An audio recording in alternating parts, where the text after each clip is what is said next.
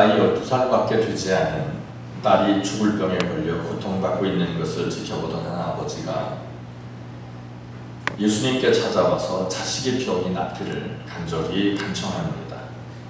그 아버지의 이름을 성경은 회당장, 직업이 회당장이고 그리고 이름을 야이로라고 말씀하고 있습니다. 그런데 예수님이 이제 그 아이를 고치려고 그 아이 집으로 가는 도중에 혈루증 앓던 여인을 고쳐주고 시간을 지체해서 그런지는 모르겠지만 그만 그 아이가 죽어버리게 됩니다. 그러나 주님은 야이로의 집에까지 찾아가서 그 죽은 소녀가 있는 방으로 들어가서 죽은 시체의 손을 잡고 달리다굼이라고 말씀하셨더니 죽은 아이가 살아 일어났다는 이야기가 바로 본문입니다. 달리다굼이라고 하는 히브리 말로 사용된 아람어인데 그 뜻은 소녀야 일어나라입니다. 달리다굼이라고 하는 말은 병자를 향해서 보여주시는 하나님의 권능의 음성입니다. 아무나 달리다굼 한다고 해서 다 일어나는 것은 아닐 겁니다. 주님이 달리다굼 하셨기 때문에 일어나신 것인데 그러면 달리다굼이라고 하는 말을 요때만 하셨느냐? 성경을 조사해보면 꼭 그렇지만은 않다는 것을 발견하게 됩니다. 여러 번에 걸쳐서 달리다굼이라는 말씀하셨고 또 예수님 외에도 제자들도 달리다굼이라는 말을 했습니다. 그때마다 놀랍게도 은혜가 있었던 것을 이 성경을 통해서 보게 됩니다. 나인성 과부의 아들 젊은 청년이 죽어서 장례 치르고 있을 때 주님은 그를 살려주셨습니다. 누가복음 7장 11절 이하에 보면 그 후에 예수께서 나인이라는 성으로 가실새 제자와 많은 무리가 동행하더니 성문에 가까이 이르실 때에 사람들이 한 죽은 자를 메고 나오니 이는 한 어머니의 독자요 그의 어머니는 과부라. 그 성에 많은 사람도 그와 함께 나오거늘 주께서 그 과부를 보시고 불쌍히 여기사 울지 말라 하시고 가까이 가서 그 관에 손을 대시니 맨 자들이 서는지라. 예수께서 이르시되 청년아 내가 내게 말하노니 일어나라 하시매 죽었던 자가 일어나 앉고 말도 하거늘 예수께서 그를 어머니에게 주시니 모든 사람이 두려워하며 하나님께 영광을 돌려 이르되 큰 선지자가 우리 가운데 일어났다 하고 또 하나님께서 자기 백성을 돌보셨다 하더라. 여기서 청년아 내가 내게 말하노니 일어나라. 그 말이 바로 달리다굼입니다. 그런가 하면 베다니 마을 마르다와 마리아의 오라비였던 나사로가 죽은 지 3일이 지났는데 예수님 찾아가셔서 그를 또한 살려주셨습니다. 요한복음 11장 41절 이하에 보면 돌을 옮겨놓으니 예수께서 눈을 들어 우러러보시고 이르시되 아버지여 내 말을 들으신 것을 감사하나이다. 항상 내 말을 들으시는 줄을 내가 알았나이다. 그러나 이 말씀하옵는 것은 둘러선 무리를 위함이니 곧 아버지께서 나를 보내신 것을 그들로 믿게 하려 함이니이다. 이 말씀하시고 큰 소리로 나사로에 나오라 부르시니 죽은 자가 수족을 배로 동인 채로 나오는데 그 얼굴은 수건에 쌓였더라. 예수께서 이르시되 풀어놓아 다니게 하라라고 말씀하셨다고 성경이 기록합니다. 그런가 하면 오늘 본문 중에 회당장 야이로의 딸이 죽었는데 주님이 살려주셨습니다. 그런데 이상하게도 이 세 부활 사건의 공통점은 예수께서 그들 시체를 향하여 일어나라라고 말씀하셨다는 것입니다. 이 말씀은 달리다굼입니다. 그 땅에 많은 사람들이 당시에 달리다굼이라는 말을 쓸 수 있었을 것입니다. 그러나 그들이 예수 외에 다른 사람들이 달리다굼 말씀했을 때 아무런 역사도 일어나지 않았습니다. 하지만 예수께서 달리다굼 하시니 은혜 역사가 일어났던 것입니다. 그런가 하면 예루살렘 성전 미문에 앉은 병인을 향해서 베드로는 은과 금은 없거니와 내게 있는 것으로 내게 주노니 나사렛 예수 그리스도의 이름으로 일어나라라고 말씀하신 것도 역시 달리다굼입니다. 달리다굼은 병든 자를 향해서 신유의 능력을 보여주시는 하나님의 말씀입니다. 병든 자여 일어나라, 달리다굼 일어나라. 오늘도 이 자리에 혹시 영육간의 질병으로 시달리는 분들이 있다면 달리다굼 하시는 주님의 음성을 듣고 고침받게 되기를 주의 이름으로 축복합니다.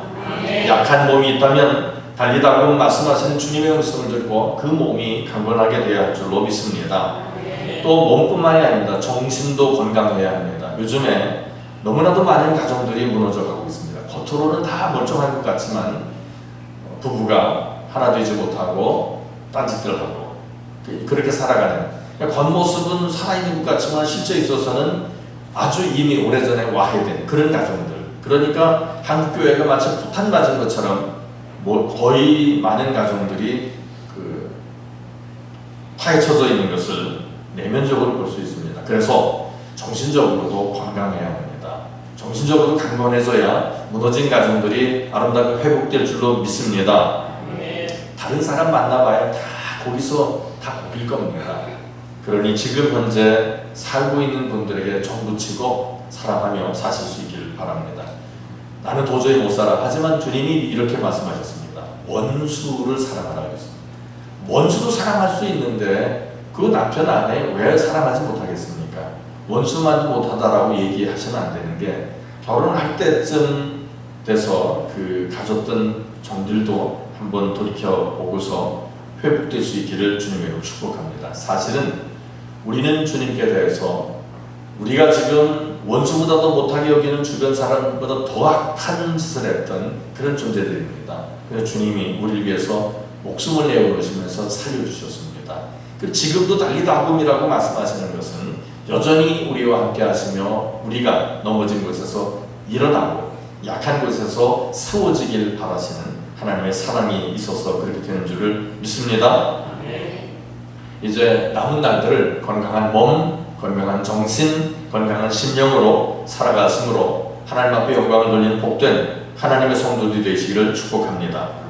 달리다금이라고 하는 말은 영혼을 깨우는 하나님의 음성입니다.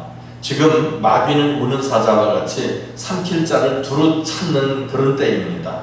정신없이 잠을 자고 있는 심령을 향해서 깨우시는 하나님의 경종의 음성이 바로 달리다금입니다. 병원에 가면은 의사가 용하다 아니다 그것을 뭐라고 얘기하느냐 하면 병을 올바로 지적하는가, 그리고 거기에 대한 처방을 똑바로 내려주는가, 여기에 대해서 여자는 용하다라고 말하는데 이상하게 영적인 부분은 안 그런 것 같습니다. 설교 듣다가 죄가 지적받으면 난리가 납니다. 그리고서 치유받으려고 하는 게 아니라 이제 공격적이 되는 것을 봅니다. 영적으로도 뭔가 찔리는 게 있다고 한다면 그것이 고쳐져야 하는 부분입니다. 누가 하시는 것이냐? 하나님의 성령께서 하시는 일입니다. 왜 그러냐? 그 영혼을 살리시기 위해서 예수의 피가 주고 이미 사신 그 심령을 죄 가운데 멸망에 빠지지 않게 하시려고 그렇게 지적하셔서 회개하게 하시고 부르시는 것입니다. 근데 그런 은혜마저 거절한다면 죽어질 수밖에 없는 것입니다. 그러니까 그것은 불편한 게 아닙니다. 오히려 우리에 대한 축복이다라고 말하겠습니다. 지금 물에 빠져 떠내려가는데 수영이나 즐기라고 그런 말이 어울리지 않습니다. 심령들은 죽어가는데 세상의 복을 이야기하고 강건함을 이야기하고 그거 어울리지 않는 말입니다. 환자에게 맞는 의사는 올바로 지적해주고 그것을 고칠 수 있는 그런 사람이 올바른 의사라고 볼 수 있겠습니다. 주님만이 만병의 의사이십니다. 주님 앞에서는 감출 것이 없고 감출 수도 없습니다. 다 드러나고 있습니다. 주님이 어루만져서 치료하시려고 하시는데 잠깐의 그 고통을 참지 못한다면 영원한 멸망밖에 기다리는 것이 없음을 우리가 잘 알아야 할 것입니다. 그러므로 달리다금 하시는 주의 음성을 듣고 영적으로 일어날 수 있기를 주의 이름으로 축복합니다. 한국교회의 기도의 제목들이 한두 가지가 아닌데 기도하지 않고 있습니다. 기도하지 않고 있다고 하는 이야기는 소리내서 기도하는 게 없다 그런 얘기가 아닙니다. 기도들은 어마어마하게 많이 합니다만 그것이 주님의 영광을 구하는 것이냐 아니면 인간 개인의 육신의 욕심을 구하는 것이냐 이렇게 놓고 볼 때 후자가 많다는 얘기입니다. 주님의 영광을 위해서 구하는 게 없으니 기도가 없는 겁니다. 사례교회처럼 살아있는 모습이 있지만 죽은 믿음이 때문에 아마 그럴 것이라고 생각이 듭니다. 에베소 교회와 같이 처음 사랑을 잃어가고 있는 것이 한국교회와 그리고 한국교인들입니다. 그래서 라오디게아 교회처럼 냉랭하기만 합니다. 인간적인 교제는 있습니다. 인격적인 교제는 있습니다. 하지만 영적인 교제가 단절되어 있는 그런 상태가 아닌가 생각해 보는 것입니다. 사랑하는 여러분, 원수마귀는 우리가 잠잘 때 가라지를 뿌리고 간다라고 성경이 지적하고 있습니다. 마태복음 13장 25절 보면 예수께서 친히 말씀하셨습니다. 사람들이 잘 때 그 원수가 와서 곡식 가운데 가라지를 더 뿌리고 갔다라고 하셨습니다. 지금 시골에 가서 밤 9시만 되면은 어둡습니다. 캄캄합니다. 그런데 서울이나 이 수도권은 9시 되면 환한 대낮과 같습니다. 이처럼 휘황찬란한 불빛들은 많은데 사람들의 마음은 점점 더 어두워져만 갑니다. 인간 교육의 전단이라고 칭하는 학교가 부정부패로 엉망진창이 되어져 가고 있습니다. 만사를 돈으로 해결하는 물질 만능주의가 팽배하기 때문에 사회 전반이 썩어가고 있다고 보겠습니다. 어쩌면 돈이라고 한다면 부모도 팔아버릴 만한 그런 존재들이 현대인들이 아닌가, 이런 생각이 드는 것입니다. 윤리도덕이 타락되고 심지어 신앙세계까지도 오염이 되는 이때에 주님은 우리를 향해서 달리다금이라고 하시는 겁니다. 이제는 더 이상 잠을 자면 안 된다, 일어나야 된다라고 하시는 애타는 주님의 음성입니다. 잠자는 영혼아 일어나라, 식어져가는 믿음의 자녀들아 일어나라, 이 말씀을 듣고 모두가 자리에서 일어나길 주의 이름으로 축원합니다. 다음으로 달리다금이라고 하는 말씀은 절망 속을 살아가는 성도들에게 소망을, 희망을 주시는 아주 놀라운 음성입니다. 죽은 딸의 비보를 듣게 된 회당장의 아버지는 어쩌면 맥이 풀려버렸을 수도 있습니다. 하지만 주님은 그에게 두려워하지 말고 믿기만 하라라고 하셨습니다. 아마 그에게 두려움이 엄습했기 때문일 것입니다. 얼마나 딸을 사랑했는지는 알게 됩니다. 그 당시 회당장으로서 예수를 찾아올 입장이 되지 못했습니다. 왜냐하면 그 직을 잃게 되는 것은 자명한 일이었었고, 그리고 잘못하다가는 이제 유대교로부터 파문당하는 그런 일이 있기 때문에 예수 찾아온다는 것은 사실은 생명을 내는 것과 같은 결단이 없으면 안 됩니다. 그만큼 딸을 사랑했는데 그 딸이 죽어버린 겁니다. 그러니 얼마나 마음이 아팠겠습니까? 그럴 때 주님께서 두려워 말라, 믿기만 하라 라고 하시는 것입니다. 우리에게 소망이 없다고 생각될 때 주님이 찾아오시는 줄 믿습니다. 아무런 낙이 없고 아무런 힘이 없을 때, 그렇게 우리가 절망 중에 빠져 있다고 생각이 될 때 주님이 찾아오시는 것입니다. 그리고선 말씀하십니다. 달리다금 일어나라, 그 말입니다. 지금까지 살아온 나의 지난 생애의 발걸음이 달리다금 하시는 주님의 사랑의 손길 때문이었음을 우리가 고백하지 않을 수가 없습니다. 우리의 오늘 있음이 주의 은혜입니다. 빛을 잃었을 때 주님은 친히 우리의 빛이 되어주셨습니다. 우리가 가난하게 되었을 때 주님은 우리에게 부요함이 되어주셨습니다. 또 우리가 낙심되어 울고 있을 때 주님은 우리의 위로자가 되어주셨습니다. 시시한 가사 중에 이런 가사가 있습니다. 캄캄한 인생길 홀로 걸어가다 지치고 고나여 내 영혼 깊은 잠이 들었었네. 2절을 보면 어두운 죄악의 길을 걸어가다 상하고 찢기어 내 영혼 깊은 잠이 들었었네. 이것이 바로 오늘을 살아가는 현대 교인들의 상태가 아닌가 생각이 들 정도입니다. 주님을 떠나 방황하던 나에게 달리다고 하시는 주님의 음성이 오늘도 나를 이 자리에 인도하셨음을 우리는 믿어야 하는 것입니다. 소녀가 의미하는, 상징하는 바가 있습니다. 소녀는 잠자는 심령을 의미합니다. 뿐만 아니라 이 소년, 잠들어 있던 소녀는 잠자는 교회의 모형입니다. 주님은 제자를 통해서 말씀하셨습니다. 깨어 의를 행하고 죄를 범치 말라 하셨습니다. 그러니까 잠단다는 얘기는 죄 속에 있다는 얘기입니다. 잠잔다는 얘기는 깨어있지 못하다는 얘기입니다. 의를 행하는 것이 깨어있는 것이라고 말합니다. 그런데 이 의를 상실했습니다. 예수님의 공생의 첫 말씀의 첫 마디가 회개하라, 죄에서 돌이키라는 얘기입니다. 그런데 죄를 사랑합니다. 죄를 좋아합니다. 그리고 그것을 또 다른 핑계를 댑니다. 어떤 핑계도 될 수 없어요. 죄는 죄입니다. 그 죄의 결과는 사망입니다.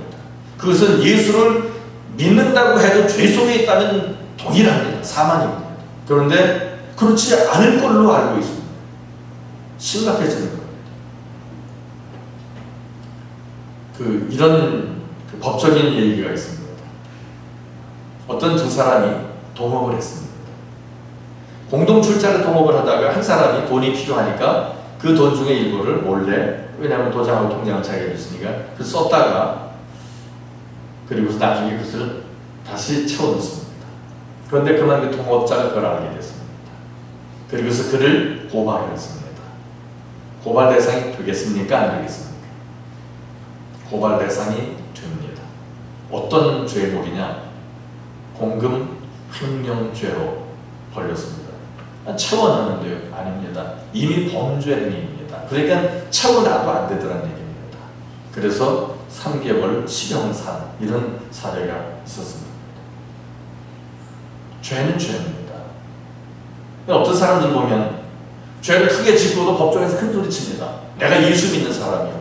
그리고 나는 그런 죄 안 졌다고. 근데 나중에 보면 죄가 다 드러납니다. 판사들이 제일 싫어하는 게 목사와 교인들 간의 법정 다툼이랍니다. 판사가 이쪽 편 드는 것 같으면은 갑자기 방청석에서 사탄아 물러가라고 합니다. 이쪽 편을 들 것 같으면 저쪽에서 사탄아 물러가라. 또 이쪽 편을 들 것 같으면 저쪽에서 사탄아 물러가라. 제일 골머리가 아프다. 내 마음에 안 들면 사단이고 내 마음에 들면은 은혜고, 이게 아니라는 겁니다. 마찬가지로 주님께서 이미 진리, 변할 수 없는 법칙을 정해놓으셨습니다. 말씀에 순종하면 복된 길을 가게 될 것이요, 말씀에 불순종하면은 멸망길로 가게 될 것이다, 저주의 길을 가게 될 것이다 라고 정의를 내려놓으셨기 때문에 우리가 복을 받으려면 진리의 말씀에 순종의 길을 가야 될 줄은 믿습니다. 예외가 없습니다. 그 누구도 예외가 안 됩니다. 그런데 믿음을 가지고 예외가 될 수 있다고 생각을 하는데 그것은 성경적 정의가 아닙니다. 예외 없음을 생각하시기 바랍니다. 그래서 오늘 우리가 주님 앞에 설 것처럼 생각해서 깨워서 의를 행하고 죄를 범치 않으려고 굳은 결심하시길 바랍니다. 그러면 그의 생애는 복된 생애가 될 것이고, 바로 그런 사람이 달리다고 마시는 주님의 음성을 듣는 심령이 되는 줄을 믿습니다. 우리 모두가 달리다고 마시는 주님의 음성을 듣고 영육간에 일어날 수 있는 모든 심령과 가정과 그리고 교회가 될 수 있기를 주님의 이름으로 축복합니다. 아멘. 기도합니다. 거룩하신 주님, 주님은 어린 소녀에게 달리다고 마셨습니다. 일어나라. 그러나 이 소녀가 바로 우리를 상징하는 것이고 한국 교회를 상징하는 것임을 알게 하셨습니다. 달리다고 마시는 주님의 생명의 음성을 듣고 이제 죽었던 자리에서 일어나게 하여 주시옵소서. 각 개인의 심령이 일어나고 무너졌던 가정들, 죽었던 가정들이 일어나고 죽은 것 같은 한국교회가 일어나는 은혜의 역사가 나타나게 하여 주시기를 원합니다. 그래서 앞으로는 주님의 영광을 드러내는 심령과 가정과 교회 되게 하여 주시옵소서. 주 예수님 이름으로 축복하며 기도 올립니다. 아멘.